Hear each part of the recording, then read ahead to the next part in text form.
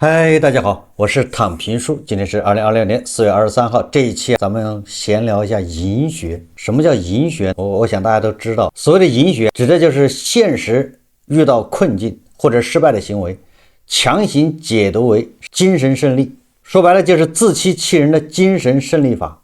当某些人被现实所打倒，被失败所伤心，被困难所折磨的时候，他没有办法解决，只能像阿 Q 一样，通过自圆其说变成精神上的胜利，从而达到颅内高潮。为什么今天跑来聊银学？是因为最近有美国和以色列对朗进行混合治疗。我想很多人都见识过什么叫银学。现在在对朗这个事情上面，那银学也非常的发达，甚至泛滥，甚至出现了为银先麻，银麻了。如果说银麻了是一种银学，那现在银学已经发展到叫为银先麻，已经升级了。所以我们今天聊一聊这个银麻了，银学为银先麻，当然是闲聊。聊这个银学，我想起了浙江文轩，他曾经发表过一篇文章，浙江文轩的文章，我们一起学习一下。浙江文轩作为这个喉舌，他是怎么看待银学？文章说，一段时间以来，银学在网络上成了高频词，无论是个人生活中的际遇，还是一些国际事件，在网络里刷屏赢了，成了一些群体的标配。从大乘银学到日耳曼银学，银学还诞生出不少所谓的分支派系。有网友认为个人生活累了，对自己喊喊银学无伤大雅。也有观点提出，如果过度沉迷银学，可能会误人子弟。如果在国际大事上玩银学，则会误导国家。我希望胡锡进老师应该多看一看，不要动不动就为银先麻。全世界无论是非洲还是拉丁美洲还是亚洲还是欧洲，稍微出点什么事情，这边大国就麻了。你要这么干，那大国还有法发展吗？还有办法前进吗？这天天在麻，时时刻刻都处在高潮之中，这是一种不健康的状态啊！网络银学到底是什么？面对银学的戏谑和荒诞，我们如何才能保持清醒？浙江文轩说，而所谓的网络银学，最早可以追溯到贴吧、微信群等社交平台上网友发布的自嘲，如被迫加班，跑到网上刷一句银中银。银学和躺平、佛系一样，都是部分年轻人对抗内卷搞出来的黑色幽默。当然了，浙江文轩作为喉舌的吧，把银学淡化到民间，淡化到年轻人，这个也是为了缩小这个打击面。但是缩小打击面的同时啊，实际上它就模糊了这深层次的根源。这个银学到底从哪儿来的？我记得我小时候的美国就在走下坡路，帝国主义一天一天的烂下去，而我们一天一天的好起来。我们有没有好起来咱们不好说，反正帝国主义到现在还在烂。世界上最长的下坡路就是美国的下坡路，对吧？下坡了这么多年，它还是世界第一。那这个银学从哪儿来的？动不动就正告美国悬崖勒马，好像美国无数次掉下悬崖了，不得不靠别人提醒。动不动就指出美国搬起石头砸自己的脚，这个美国的脚就是铁打的，也砸烂了一级。美国的石头都贵了，美国石贵，好在美国石头多是吧？这个银学从哪儿来的呢？浙江文轩说，现在银学经过网友们反复使用，也变成了观点交锋的话术。比如今天你赢了吗？这句话被不少银学爱好者当成网络问候语，但出于银学泛滥的逆反心理，这句话又变成了反讽的套路，被部分人经常用来回击与自己持不同观点的人。银学进一步走红，主要还是因为在近期一系列国际事件中，有些国家居然真的动员国家层面的力量实践银学，让人大跌眼镜。这是浙江文轩说的，指哪个国家咱不知道。他说，比如据报道，有国家明明在边境冲突中没有占到便宜，却要派出大量宣讲团到各国宣讲胜利。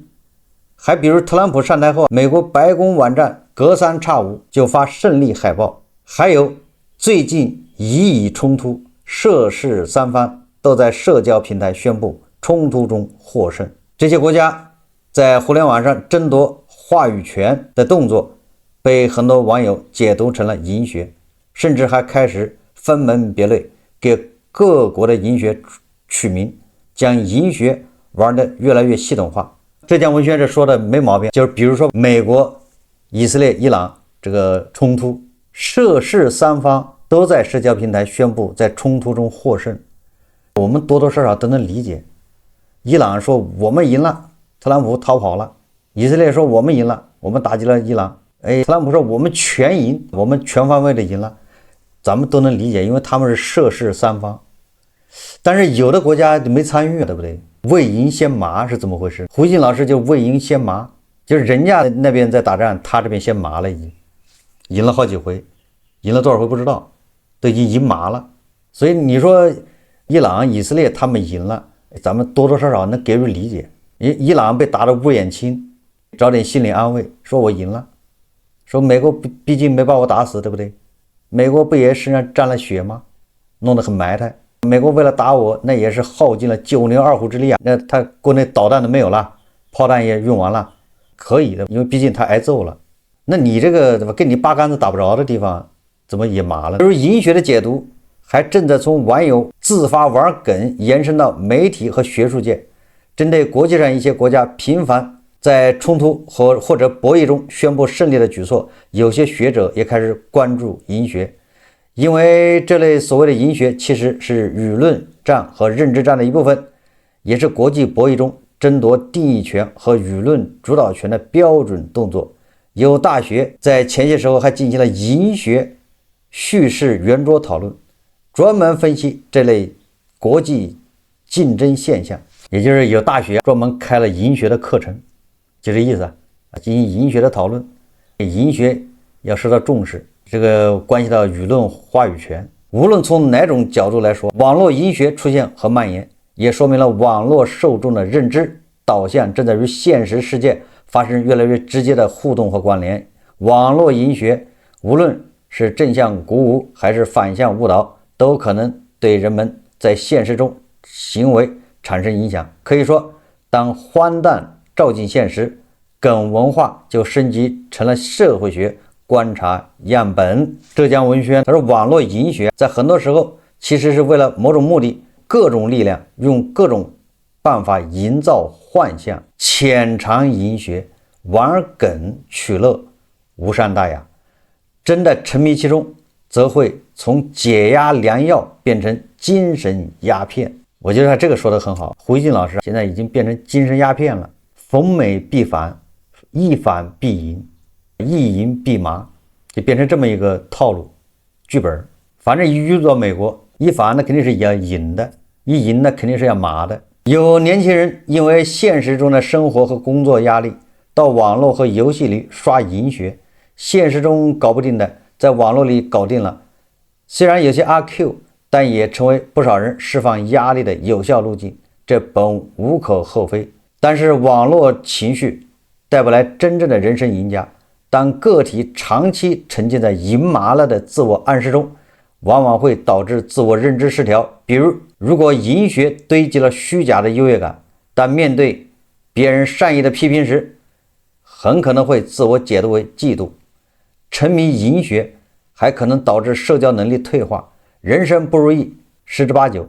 如果把银学当成逃避现实问题的工具，一头扎进去出不来，强化赢上加赢的妄想，其对现实和他人甚至自身经历的共情能力迟早也会瓦解，最终很可能只在脑子里留下网络激烈对冲的一地鸡毛。当前银学成瘾的现象并不仅限于个人际遇，还有国际层面的竞争。比如现在舆论场各种此起彼伏的国际银学也已超脱了国界，正在深度介入我们的生活。在网络中，为了几千公里以外的国际冲突，不少网友为这些国际银学套路分割站队，最终可能吵到朋友割席，群聊解散。后面浙江文轩也难以免俗陷入了为赢先麻的境地。因为浙江文轩话锋一转了，说必须看到由于中国国际话语权的提升，中国社交媒体的民意正在成为世界各国重点关注的领域。你看看魏银先麻，对吧？也就是浙江文学它也难以免俗，它毕竟是成长在这个动不动就麻了的时代，动不动就赢2次，所以难免带有这样的痕迹。他说，因此在国内的社交平台上，一旦出现国际冲突，各国的外交机构账号经常会发布有利于自身立场的信息，这其中不少手段被网友们称为银学，但银学从一国的民间梗变成了官方的说辞，其重要目的是试图形成信息茧房来获取单方面认可，特别是当普通网友面对国家级别的银学套路时，很多时候会遭遇认知上的降维打击，被误导，也就成了大概率事件。浙江文轩这个说法也值得商榷，因为据我了解，当然这些数字我没有办法说的那么精确，也就是整个互联网的信息，中文信息只占1%或者就是2%，反正非常低的一个比例。你也不能说可以忽略不计，但是确实比较低。在中文信息这么低的地方，各国外交机构在这儿要争夺话语权，这个说的有点魏银先麻。那但是事实上我们确实也看到各国外交机构在咱们的社交平台上，微博、抖音上面发布信息，甚至把这个搞到那个舆论场。你看俄罗斯的这个是吧？俄新社，俄罗斯的什么一大堆的电视台、这媒体、官方机构驻扎在微博、抖音上面，各国都有。但是不友好的我们让他走了，给他封了，没毛病。比如说 CNN、华尔街日报，你就不能在微博上胡说八道，那就给他封。但是俄罗斯的那咱是友好国家，可以放，是这意思。美国大使馆好像动不动就在微博上发点什么东西，但是他们也很困惑，也就他们说我从来没有关闭评论的，谁把我的评论关了不知道。我想大家都有所耳闻。我说这个什么意思？就是这些实际上不能说明问题，因为这些人家驻你这儿的大使馆，他的工作之一就是干这个事，在你们社交平台上，在你的法律允许范围之内，人家要发一些信息，这是他们的分内工作，不是他们非要是非常重视你这个平台，把你这当做一个舆论阵地，不是这样子的。因为全球这种信息中文的非常少，不是主流，没有必要魏银先麻。所以这里面要澄清一下，是吧？如果大家不相信，可以自己去网上搜一搜相关的数字或者信息。浙江文轩他说，如何与网络银学相处已经成为网络热议的话题。现在网上有很多攻略科普各种银而不麻的办法，就是银但是你不要麻。他的意思就是把银学控制在一个合理的范围内，这样有益于身心健康，就偶尔赢一下没毛病，但是你不能动不动就麻，就这意思，更不能为赢先麻，那这有点超前了。也就是说这没找到病根，所以我们也来谈一谈银学。当然我说的也不全，我们只是这个叫抛砖引玉，叫仅供借鉴参考。我认为银学它更多的是源于集体，如果当银学仅限于个人的时候，其实无所谓，那就是阿 Q。那仅限于个人的时候，它需要有一些银学在里面，实际上就是自我安慰、自我宽慰、自我调节、自我和解。所以从个人层面是需要银学的，因为没有银学，你恐怕撑不下去。你只能靠这种银学从被动变为主动，从那种不安变成安定。这个银学说不好听一点，是一种向内求。因为外界你改变不了吗？你想加薪，老板就不给你加，那怎么办？你打他吗？辞职你也找不到工作了，那怎么办？那你只能通过银学来解决，你只能说是老板狗眼无珠，不识人才，那怎么办？所以我认为从个人层面银学，你也不影响他人，那你随便赢没有关系，你就赢得了全世界也不要紧，不妨碍他人。但是这个银学它成为一个集体的时候，那就叫集体高潮，这个就是要不得的。什么叫集体高潮？比如说村长赢了就是我赢了，所以我们特别希望村长能赢，这个大家就得考虑了。那村长赢了怎么就是我赢了？再进一步，某一个村民赢了，某一个村民赢了，那就是村长赢了，村长赢了那就是我赢了。你看，所以说某个村民赢了那就是我赢了。这个还可以再扩大，一个与自己不相干的一个人拿了一块奖牌，或者是奥运会的金牌，或者是什么个比赛的奖牌，或者是根本都不知道这是干啥的，反正一个牌他最后就导致我赢了，那这种要不得，这叫自欺欺人，这个是真正的已经就放弃了自我，分不清个人和集体。如果这样，我们永远处在麻之中，赢麻了，多赢、三赢。为什么？你总能在整个的大的集体里面，总能找到一两个发光的东西。那两个一发光，村长赢了，村长赢了就是我们赢了，你就感动，你就是麻了。实际上你没有赢，你按揭贷款还要还，你的工作还要找，你的工资还在降，你的工作还是朝不保夕。但是你这些，你通过村长赢了，你能解决这些事吗？解决不了。你老是通过村长赢了，你赢了，你只会麻痹自己啊，把自己的成功或者叫把自己的改善完全寄托在别人身上，这种赢是有害的。说这种要搞清楚个人精神胜利法和集体的精神胜利法，这件事有区别的。还有一种赢是通过对比惨来显得你赢了。你比如说，不管我们日子过得怎么样，大家过得比较焦虑，困难重重，按揭贷款还不起，失业，收入下降。但是当我们看到日本人吃不起大米，韩国人吃不起豆腐，美国人有多少人生活在贫困线以下，美国有斩杀线，英国人有1/4是生活在贫困线以下。这么一对比，瞬间就通过别人的不幸感觉到了自己的幸福，觉得我们挺好的。你看看电才几毛钱一度，你看看那气也很便宜啊，你看我们这个手机费也很便宜，在我们的生活成本很低啊。这么一比较，幸福感油然而生，这就是劳 A 斩杀线。通过这个宣传，很多人原本不幸的人，现在瞬间就找到了自己的幸福，而且这种感觉不仅上头，还上瘾，让人沉溺其中。大家都发动起来去找这个美帝西方这所谓的文明发达国家种种不堪，一对比还是我们好，又赢了，又麻了。就是这种对比，就是用别人那种极端的案例来掩盖我们自己的不足。别人那个极端案例不能说没有，美国当然有流浪汉，美国当然有吃不起饭的人，美国当然有治安不好的那枪击案。你总通过人家那个极端案例来证明自己赢，证明自己幸福，实际上是为了掩盖自己在某些方面的无能不作为，不就这意思吗？美国人能饿死，那我们这饿死人也很正常，这是为了掩盖自己不足，自我麻痹，这也是一种赢。所以我说的这是第二种状况。第三种是什么？第三种就是我们考虑问题总要放眼世界，全世界有没有这样的赢学，对吧？我刚才已经说了，你作为单势一方，你宣布自己赢能理解，但是那种为赢先麻，跟你八竿子打不着的，你也能跟着后面赢，这个就有点要考虑一下了。这是什么原因？说白了，说来说去，这就是跟我们的这个社会叫文化有密切关系。我们5000年的文明造成的，还是说我们2000年的文明，或者是2000年的封建社会、交通经济造成的？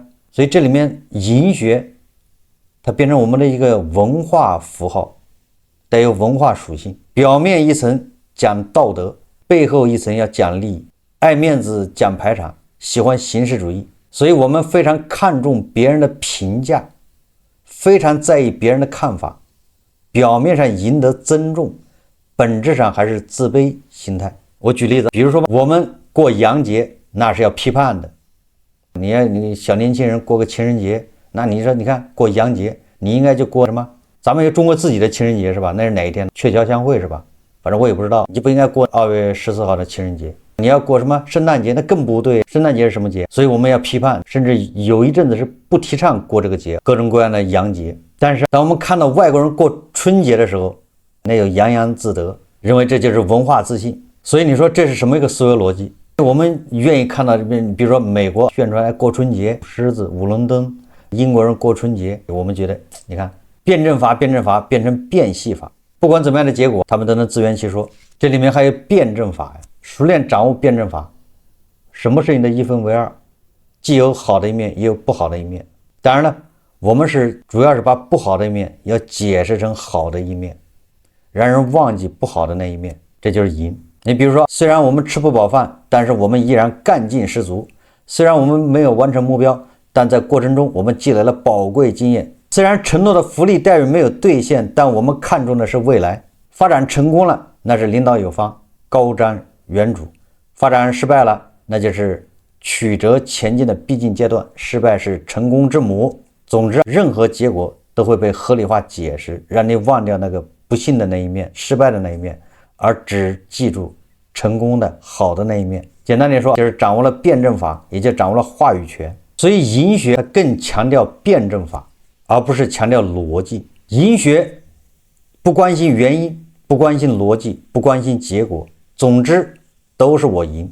真赢了就精神焕发，热血沸腾；不赢不输，也要通过错位竞争彰显自己的优点，通过以偏概全强调自己遥遥领先。输了就说是自己在运筹帷幄，以退为进，上面再下一盘大棋，就是大棋党。但逻辑学讲的不是这个，对就对，错就错，赢了就赢了，输了就输了。0-1你输给别人了，就是0-1输了。但是在这个银学里面，0-1不一定代表输，0-1代表你未来有无限可能，你的成长空间很大。所以说要多学逻辑学，少学辩证法。逻辑学讲的是因果，辩证法讲究的是转折。这个浙江文轩我在他的文章上面谈了我的看法，就是银学。总结起来，银学对个人那是调剂自己，与自己和解，接受自己，接受不完美的自己的一个办法。但是对集体，你讲银学，通过别人赢就是集体赢，通过集体赢就是我赢，那就跟吸鸦片一样，这是真正的叫自我麻醉。实际上作为一个个体，赢不赢我们更多的是要看这个，或许有点自私，但是个体就是这样，赢不赢我们要看我们的待遇有没有改变，我们的环境有没有改变，有没有变更好，我们的口袋有没有更鼓，我们的未来有没有更好，这叫赢。你不能老是盯着村长开上豪车了，村长家日子好了，村长的收入可支配收入涨了，你在那高兴你就赢了，这不是赢，这是傻。更多的关注自己自身，你所处的环境有没有好，你的未来有没有更好，你的钱包有没有鼓起来，你的按揭贷款是不是能够按时还，你的工作是不是很稳定，你的工资是不是每年在涨。更多的关心自己，用这个来衡量赢了还是输了，这个是更符合实际。当然了，你也可以说要先天下之忧而忧，后天下之乐而乐。你把自己当村长了，你觉得自己姓赵，那就是无药可救。好，这期节目咱们就聊到这里，感谢大家收看。如果喜欢我的节目，欢迎订阅转发，也可以在下方留言评论，谢谢大家。